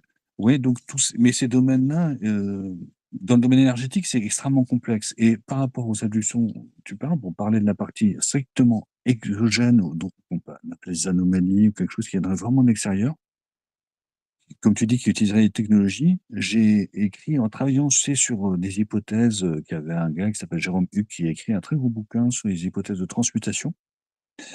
Eh bien, du coup, en prenant au sérieux, toujours pareil, tu vois, quand tu prends au sérieux ce qui est dit par certaines personnes, avec des exogènes qui sont vus, si tu veux, par les personnes qui vont beaucoup se promener dans le monde énergétique, et les abductions, eh ben, l'hypothèse qui colle parfaitement avec ça, c'est celle de la transmutation, de la capacité à transmuter des corps biologiques dans l'énergétique ou, comme tu évoquais, utiliser des technologies pour passer dans le monde énergétique et pour qu'ils fassent passer aussi des corps biologiques humains, par exemple, dans le monde énergétique.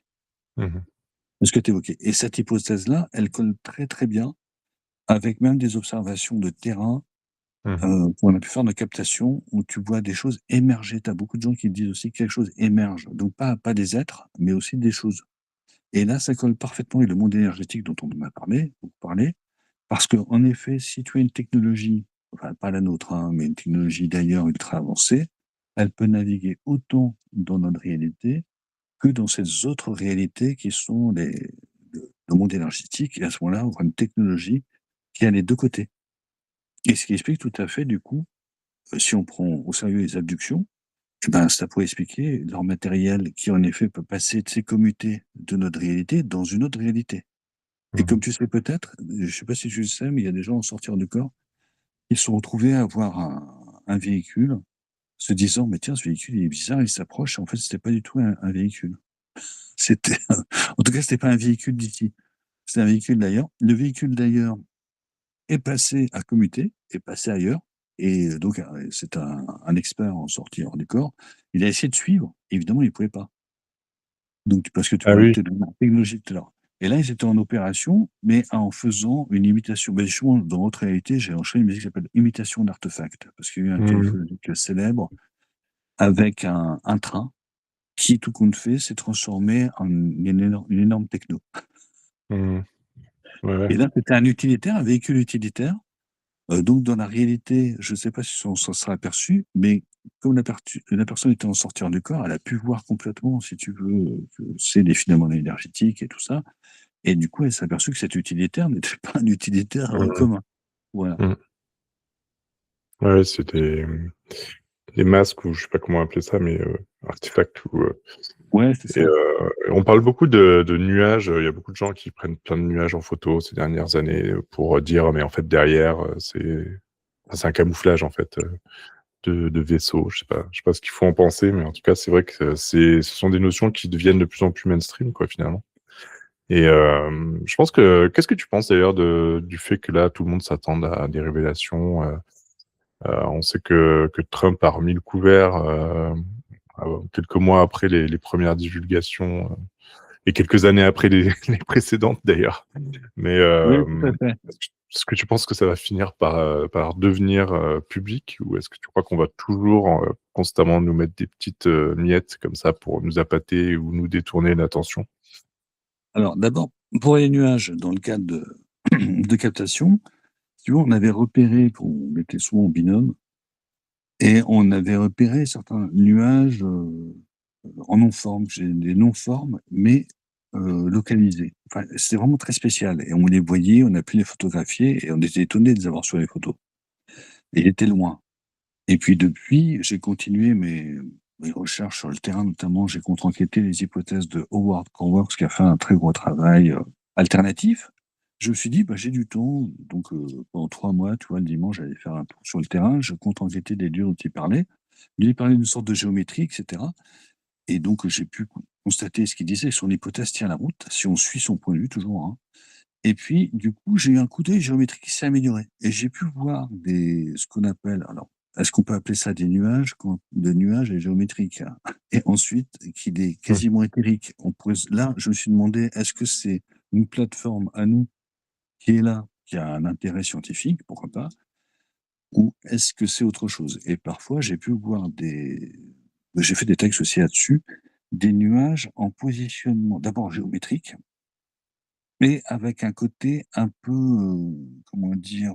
Flou, légèrement flou, exactement comme quand on a une observation, de vrais phénomènes, qu'on appelle une anomalie ou qu'on appelle un ovni, mais pas un ovni au sens solide, tu vois? Quelque chose, Mmh mais mh. qui a une forme et là, je me suis dit: «C'est quand même étrange», donc j'ai pu en revoir. Alors comme j'ai travaillé d'abord, des gens pour voir, sur mon blog, j'ai fait un projet météo, un projet sur le climat et cetera.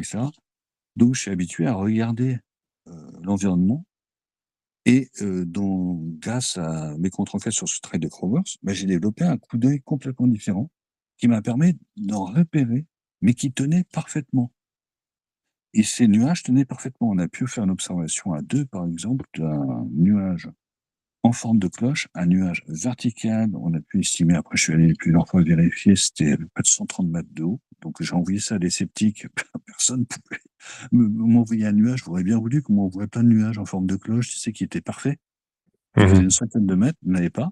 On était 2, donc on a pu, documenter le cas et cetera et j'ai vu donc des choses qui tenaient parfaitement. Quand je suis avancé avec la voiture et ben, si tu veux, l'autoradio était perturbée. Mmh mh. Mais ça peut être quelque chose de complètement naturel ou ça peut être quelque chose d'autre. Maintenant, j'ai beaucoup travaillé aussi sur l'émergence, si tu veux, l'émergence des espaces, l'émergence, de la gravité et cetera. Si on a affaire à une science qui a des millions d'années d'avance, pour nous, on verrait d'abord, souvent on ne verrait rien, parfois on verrait quelque chose et on pourrait les voir un peu comme des émergences. Donc en fait, quelque chose qui serait complètement structuré, qui ne bouge pas, tu vois? Des formes géométriques parfaites mais qui ne bougent pas, qui ne sont pas des nuages, conventionnels. Soit c'est un produit du changement climatique, soit ça pourrait coller tout à fait avec des hypothèses soit d'émergence, c'est-à-dire quelque chose qui émerge, mais on peut le voir, soit l'hypothèse, de transmutation, c'est-à-dire aussi cette capacité à pouvoir passer, tu vois, d'un monde à l'autre et cetera Mmh mh. et donc ça, c'était pour les nuages. Donc j'ai pas mal travaillé dessus et depuis, j'en ai parlé à des gens et en fait, il se trouve qu'ils en ont vu. Ils en ont vu, mais ça les a pas intéressés parce que, tu sais, la plupart des gens sont éduqués pour voir du solide. J'ai vu aussi du Mmh. solide, hein, mais par la suite et qui faisait aussi plus d'une centaine de mètres, donc au-delà de 100 mètres, si tu veux, c'est pas très courant, même pour une technologie américaine. Et alors pour aller après, pour ce que tu dis, en fait, c'est très simple. Soit ils ont vraiment, si on veut officialiser quelque chose, il faut que ce soit des scientifiques indépendants des défenses. Pas des scientifiques qui signent des contrats avec la défense, mais il faudrait, dans ce cas-là, s'ils ont trouvé quelque chose à une certaine période, il faudrait qu'ils libèrent les informations, les échantillons et cetera et qu'ils laissent de véritables scientifiques, des vrais, tu vois, indépendants, qui sont dans le circuit purement scientifique, travailler dessus. Tant qu'on n'a pas ça, on restera dans la désinformation. Parler de ce que dit Trump, etc. Et puis on sait que les Américains utilisent le phénomène OVNI pour masquer, tu sais, leur programme. Par exemple, la Mmh. Fake Bell, la plupart des plateformes qui ont survolé la France aussi à cette période-là et qui ont pu être observées par les policiers et les gendarmes, c'était des technos américaines qui avaient été testées notamment dans la vallée de l'Hudson. C'était des technos qui avaient un système GPS. Donc tu peux avoir une grosse plateforme qui survolait les gens, mais qui suivait les routes. Et donc, on connaît même la science qui est derrière, puisque c'est des innovations qui dataient peut-être des années 50-60, et après, il a fallu le temps, si tu veux, avec certains matériaux, avec des supraconducteurs, pour pouvoir faire quelque chose qui tienne la route, pour faire une plateforme, si tu veux. Donc, je pense beaucoup, ils utilisent beaucoup ça pour masquer leur programme ultra avancé. Et si vraiment un président voulait lâcher l'affaire, il faudrait qu'il laisse les scientifiques travailler. Tant que c'est pas une équipe scientifique indépendante qui vient, avec un travail fait sur de longues années, tu vois, une équipe de la NASA, etc. Si c'est pas vérifiable par d'autres scientifiques, dans ce cas-là, je pense qu'on reste dans le cadre de la désinformation. Mmh. Tu vois, et donc il faut être très prudent.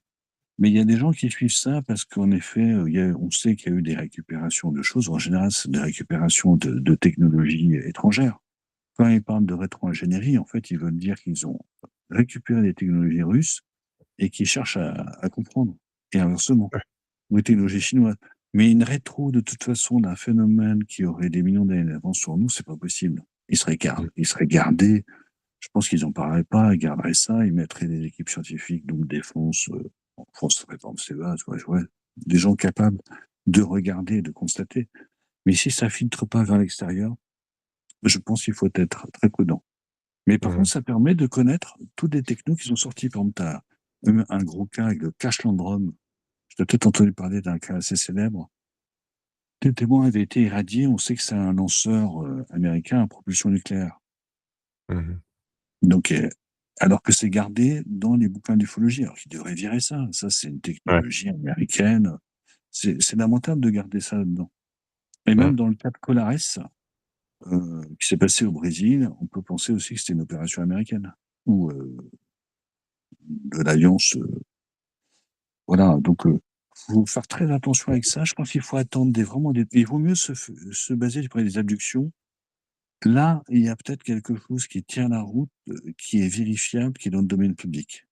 C'est-à-dire qu'en fait, il y a des gens qui viennent, qui sont sincères, ils viennent voir des associations, des personnes de l'association écoutent et peuvent faire des différences. Et donc, soit, si les personnes ont vécu vraiment des expériences, ils les laissent entrer. Et après, comme je te disais, ils peuvent dire, ben voilà, c'est plutôt en effet une anomalie complète qu'on appellerait exogène, ou ce sont des opérateurs humains, donc des programmes, etc., ou c'est autre chose, tu vois. Et quand on parlait de monde énergétique, d'entité énergétique. Donc je pense que là, s'il y a une divulgation publique, c'est plutôt de ce côté-là qu'il faut la chercher, à mon avis, hein. À moins que Mmh. tu voûtais d'autres pistes. Non, non, du tout, non, non, moi je m'y connais pas tant que ça finalement sur ces questions-là. Mais ce qui m'interpelle, c'est, bah, typiquement les cas comme, Thierry Angot, hein, que s'il nous écoute, on l'embrasse, hein, c'est quelqu'un que j'estime beaucoup, qui me semble être, absolument sincère et qui est vraiment dans un questionnement, profond sur les expériences, qu'il a vécues et ce qui est troublant, c'est qu'il a vécu une expérience qui avait tout l'air d'être une expérience avec, des extraterrestres. Et tout à coup, enfin tout à coup, à force d'y repenser, il se rend compte que c'était peut-être plutôt une expérience spirituelle avec des êtres peu, des êtres de lumière finalement. Et ça, je trouve ça fascinant, tout comme d'ailleurs les personnes qui ont des apparitions, à la fois, parfois dans une même vie, des apparitions extraterrestres et des apparitions mariales.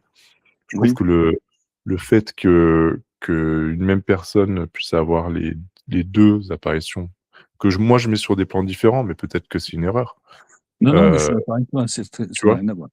C'est hyper intéressant, d'un point de vue, alors déjà, que Thierry, lui, se dise, après coup, qu'il y a un changement de nature qui se produit comme ça dans sa conception. Je pense que son expérience, elle était figée, elle était objective, mais c'est lui, avec sa conscience, pour le coup, qui, euh, qui a expérimenté une réalité, qui, de Ouais. retour dans son corps, a changé pour s'adapter à ce qu'il avait vraiment vu, quoi.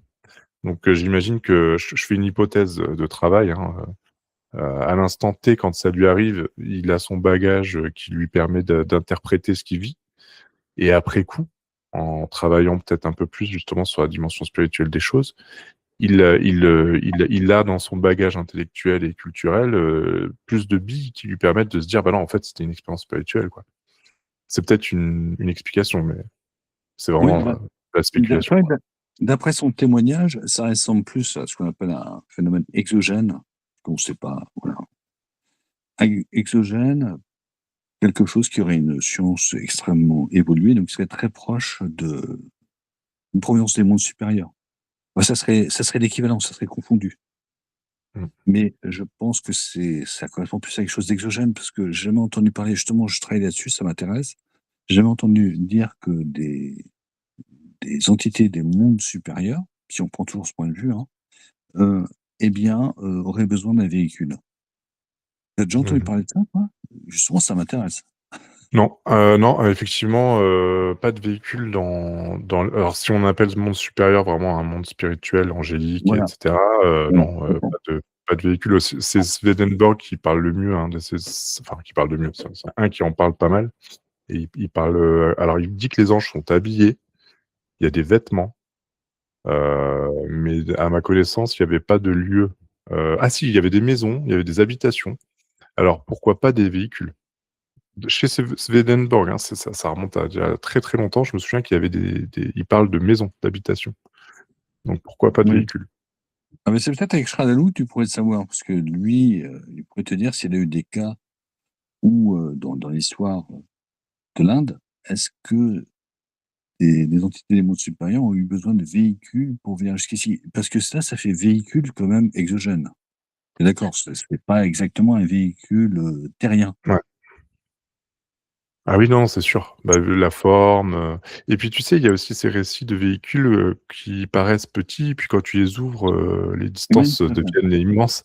Donc je me demande s'il y a pas quand même aussi quelque chose qui joue sur notre capacité de perception. En fait, il y a du trompe-l'œil, en fait. C'est-à-dire que peut-être qu'en fait, c'est pas des vrais véhicules, mais nous, notre façon de le percevoir, Voilà, c'est ça, c'est exactement. Philippe Seul, hein, qui en parle bien aussi. C'est que c'est le miroir de l'âme et de ce qu'on a en nous, quoi. Donc si on peut pas s'imaginer une cité céleste mouvante, on va plutôt se représenter un tic-tac ou une forme géométrique parfaite. Ah tiens, Euh, justement, juste pour revenir vite fait, tu évoques de Tic Tac. Pour moi, les 3 vidéos qui ont été officialisées par le Pentagone, tu sais, dans les années 2020, ce sont 3 techno-humaines, hein. Tu parlais du ah, Tic Tac. Le Tic ouais. Tac, c'est certainement un drone avec IA. D'ailleurs, ils n'ont jamais libéré les données, c'est pas par hasard. Ensuite, tout de suite, dès le début, il y avait des commentaires à l'époque par d'anciens militaires qui disaient que c'était l'armée de l'air américaine qui se jouait de la marine, Ah oui. etc. Donc ça fait très drone IKEA et a priori la provenance ce serait d'un autre pays, un pays qui est maintenant très très très très avancé. Mhm. Ensuite, les 2 autres vidéos qu'ils ont libérées, ce sont si bah, là ce sont des technos complètement humaines. Il faut là il y a un article à lire, c'est de Jérôme Huck dans la revue Orbs, Mhm. ORBS. Mhm. Donc il a même revu son article et c'est très clair, là on a affaire à de la technologie humaine. Il y a beaucoup de choses qui sont des programmes très avancés, qui sont faits certainement pour le spatial. Pour entendre le spatial, tu sais, comme juste quelque chose qui va jusqu'à Mars, hein. Mhm. Oui. Et donc là, avec des témoignages très importants par des gens qui sortent des laboratoires, par exemple, qui vont voir une technologie inouïe, par exemple une technologie au Canada, ça va avoir un effet sur leurs vidéos, sur leur téléphone, sur tout. Mais en fait, c'est une technologie de chez nous. Quand tu regardes la description, c'est une technologie, c'est sans doute un privé, tu sais, qui a développé ça. Ou au Canada, peut-être ils ont décidé, je sais pas, le département de la défense a peut-être décidé de développer une technologie particulière, tu vois. Mais c'est complètement humain. Quand tu regardes bien la description, même s'il y a des effets qui sont très proches d'un véritable phénomène qu'on qualifierait d'OVNI. Mais comme tu as vu avec Triangle, si on le qualifie par exemple de vrai OVNI, le phénomène, il n'a pas eu d'effet dévastateur. Ah non, au Voilà. contraire. Alors, tout à fait. Alors, beaucoup de phénomènes humains, évidemment, eux, ils ont, ben, t'as plein de cas où visiblement des technos sont en difficulté, et puis t'as des gens très humains à côté, etc. Mmh. Mais ouais, donc vas-y, continue, ouais, de développer tes idées, là, c'est intéressant. Non, bah, c'est juste que voilà, je trouvais ça, bah, notamment il y avait le cas de Fatima aussi, où il y a eu des observations différentes en fonction des sujets qui ont Ouais. expérimenté. Et d'après ce que je comprenais, voilà, il y avait des gens qui avaient vu plutôt des soucoupes et d'autres des apparitions mariales. Donc il y a quand même un truc vraiment, heu, intéressant à ce niveau-là, quoi. Maintenant, Oui, alors, l'hypothèse qui consiste à dire que c'est parce que, la personne, n'a pas dans son logiciel finalement peut-être, ou bien la culture, religieuse ou bien, la culture, ufologique, me paraît un peu curieuse, un peu piégeuse aussi parce qu'à l'époque, je pense qu'il y avait quand même beaucoup plus de gens qui étaient dans la religion que dans l'ufologie et donc peut-être que c'est un entre-deux, hein, finalement. ouais, alors J'explorerai. là, j'ai un peu d'infos là-dessus, c'est-à-dire qu'en fait, il y a quelqu'un qui retravaille sur le cas de Fatima, et cette personne, bah, connaît bien les différences dont on a parlé tout à l'heure, Mmh mh. et elle a pris, cette personne, tous les témoignages, tous les documents, qui pointeraient plutôt vers quelque chose qui correspondrait à plutôt des mondes supérieurs. C'est-à-dire qu'en fait, bah, le problème des ufologues, c'est qu'ils vont voir ça comme un cas ufologique. Ouais. Et ça pourrait être aussi une technologie humaine qui aurait pu être testée à l'époque, mais bon, ça paraît pas vraisemblable. Donc, il resterait une hypothèse exogène, une hypothèse, par exemple, des mondes supérieurs. Si toujours on prend des points de vue différents. Si c'est et d'après cette personne-là, donc qui sortira quelque chose là-dessus, ça provient des mondes supérieurs. Mais c'est vrai que ça correspond assez bien avec, certains des contacts qu'il y a eu au tout début. Ça ressemble Mmh. plus à des contacts par les mondes supérieurs, ce qu'on appelle les mondes supérieurs, Mmh. ou par quelque chose d'exogène. Parce que pour, les mondes, supérieurs pourraient utiliser éventuellement une interface, ça serait possible. Pourquoi pas? Pour, se faire, vraiment, tu sais, pour sonner les cloches, pour ça comprend ce que je veux dire? Ouais. Ouais, ouais. Alors, donc c'est à voir, mais cette personne-là, elle a pris tous les éléments, je te dirai en off qui c'est, et puis on verra si elle peut sortir, ça, par exemple, le Mmh. publier ou autre. Mais ça serait bien, oui, parce qu'il faut pas prendre que l'hypothèse, exogène Mmh. ou, humaine. En effet, il faut regarder, parce qu'il y a quand même des anomalies, il y a des cas qui résistent même avec, le temps qui passe, hein. Comme je disais, dans une émission, tu as un cas, donc il y a Luc Dini de Sigma 2 là, qui est assez attaché à un cas des années 50, et il a fait une petite vidéo pour, un compte, je crois que c'est le Laboratoire de la Foudre, sur un cas des années 50 qui résiste toujours aujourd'hui. Et là, vraiment, là, ce serait pas nous. Ce serait pas les technologies avancées humaines, ça serait vraiment quelque chose d'autre. Mmh. Et moi, en tant que citoyen, tu vois, pourquoi je suis venu à ces choses-là aussi à m'intéresser, c'est que de toute façon, en tant que citoyen, bah, on nous dit, les scientifiques, moi je m'intéresse beaucoup à tout ce qui est science, que nous sommes dans un univers. Donc évidemment, je ne vois pas pourquoi on n'aurait pas des passages venus d'ailleurs. Mmh. Donc la première chose, après quand tu t'intéresses, tu creuses, tu t'aperçois en effet, bon, l'essentiel c'est humain, les technologies humaines, des phénomènes naturels, mais qu'il y a une partie quand même qui résiste.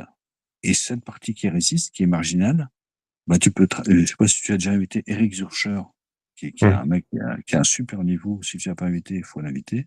Ouais, Philippe me l'a recommandé, ouais. Bah, lui, il a un niveau fantastique. Par exemple, pour captation, bah, son bouquin là sur la 8e clé nous a été, très utile. Il a très bien vu des choses. Par exemple, moi, j'ai pu faire une observation, toujours pareil dans le cadre de captation. Donc pareil, je fermais mes volets Je fermais les volets, dans cette baraque, il y a des volets, il y a des fenêtres partout. Donc je commence à fermer les volets. En pile en face, je vois un triangle. Tout de suite, je pense, tu sais, le côté raisonnable, c'est un UAP, c'est une technologie américaine. Donc je me suis dit: «Mais qu'est-ce qu'elle fout là?» Parce qu'elle était au-dessus du quartier. Et je me dis, mais j'allais pour refermer un peu comme pour la lumière.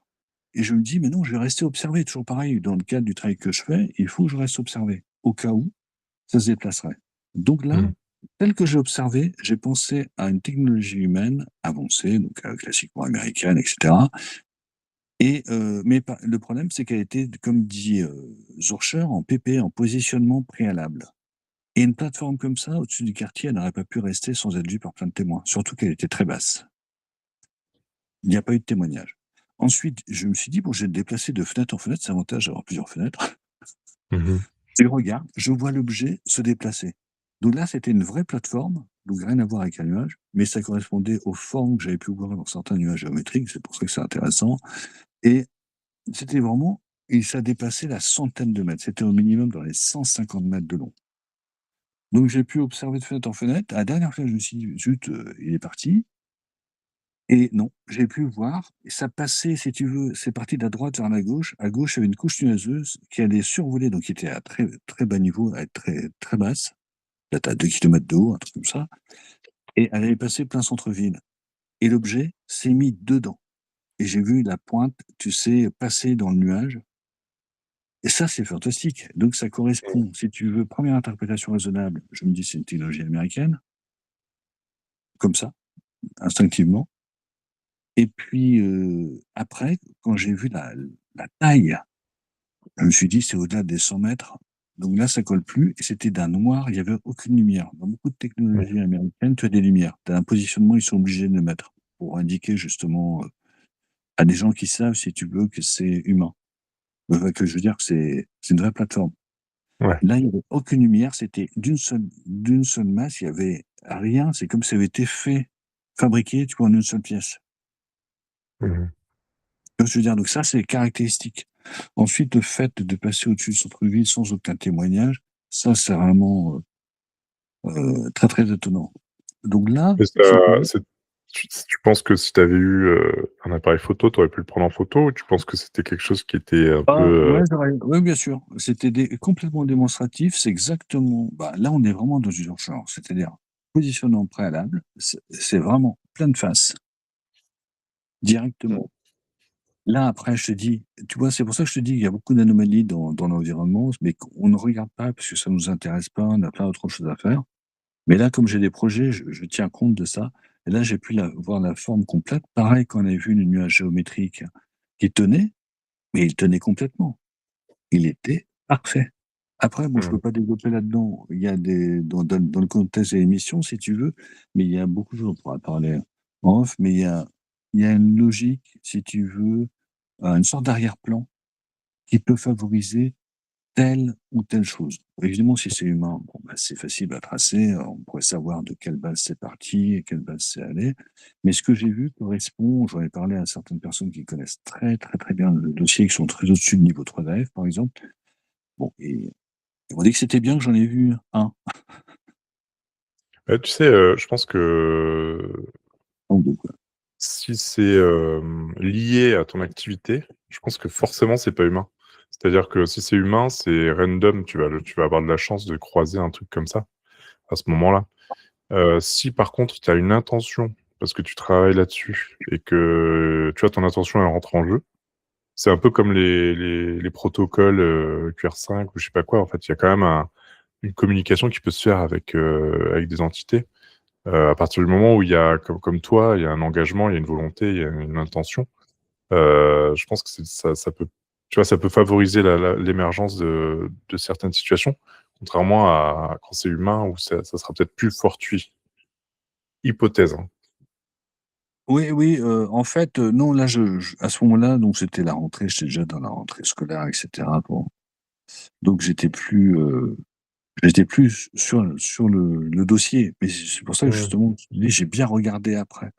Et en fait, les gens que je connais qui sont des témoins, qui peuvent voir des choses, avec lesquels je contacte, ce sont des gens qui regardent l'environnement. Et j'ai Mmh. appris beaucoup de choses par des locaux. C'est parce qu'ils regardent, donc ils restent voir ce qui se passe, s'il se passe quelque chose ou pas. Donc j'ai des Mmh. témoignages comme ça. Mais là, si tu veux, j'ai même pas eu peur ou que ce soit humain ou pas. Bon, je suis immunisé. Avec le Ouais. travail de contre-enquête que j'ai fait, il faudrait vraiment que Mmh. ça soit très, très proche. Si la lumière, par contre, la boule de lumière, à partir du moment où il y avait un rayonnement, là, je savais qu'il fallait pas descendre comme feraient les gens, ils seraient descendus voir. Ça, c'est Mmh. la chose à ne pas faire. Mmh. Bon, bah, écoute, je pense que, pour cette fois, c'est peut-être pas mal de s'arrêter là parce qu'après ça va être un peu long pour les gens pour écouter l'émission. Oui, Mais, tout à fait. si Et ça puis te on est dit, on sorti du pourra monde énergétique. oui, complètement. Mais, bon, bah, moi, c'est ce que j'aime bien aussi, c'est que la conversation aille aussi, heu, naturellement là où elle veut aller en fonction de, tu vois? Ce qui nous vient aussi à ce Et puis moment-là. on est parti du projet aussi, donc là que j'ai mis en ligne, qui est toujours au travail, hein, sur les autres réalités. Donc ça permet d'aborder un peu tout ce qu'on a abordé. Absolument. Bah, du coup, je remontre ton site. Pour les personnes qui veulent aller voir, bah, je mettrai le lien dans la description, hein. C'est atelier de Gilbert Kelenec.blogspot.com et vous le plus simple, c'est encore d'aller cliquer dans le lien qui sera sous la vidéo. Puis vous pourrez vous balader un petit peu sur son site. Il y a beaucoup de choses comme vous l'avez vu et notamment les textes, les poèmes dont certains ont été édités sur les codes de la source, mais il y en a bien plus encore à découvrir, sur toutes ces thématiques avec, eh ben, des pépites à chaque fois à l'intérieur, à découvrir, à méditer et voilà. Est-ce que tu as quelque chose à ajouter par rapport à Non, ton mais je travail ou? te remercie pour ton ouverture et puis, après si les personnes sont comme disait Alan Allsworth, un très grand musicien guitariste, pour les curieux, s'ils sont curieux, ben, ils peuvent découvrir. Voilà et puis je pense qu'il faut être attentif à on est dans une époque très intéressante où il faut s'intéresser à tout ce qui est conventionnel évidemment, mais je pense que c'est bien aussi qu'on a une ouverture d'esprit de travailler, mais comme je disais, d'être très prudent. Si par exemple on est bien ancré, dans la réalité, à ce moment-là, on peut s'intéresser aux autres Mmh. réalités et autrement, bah, vaut mieux éviter parce que d'abord on serait déçu, on pourrait avoir peur ou on voilà. Donc je pense qu'il faut et puis comme je disais tout à l'heure, il faut surtout rester en dehors de tout ce qui est qu'on ait des capacités, faut les utiliser de façon désintéressée. Mmh. OK. Ouais. Merci Olivier en tout cas. Bah, merci à toi, c'était chouette et puis, bah, à bientôt. À bientôt. Salut. Salut.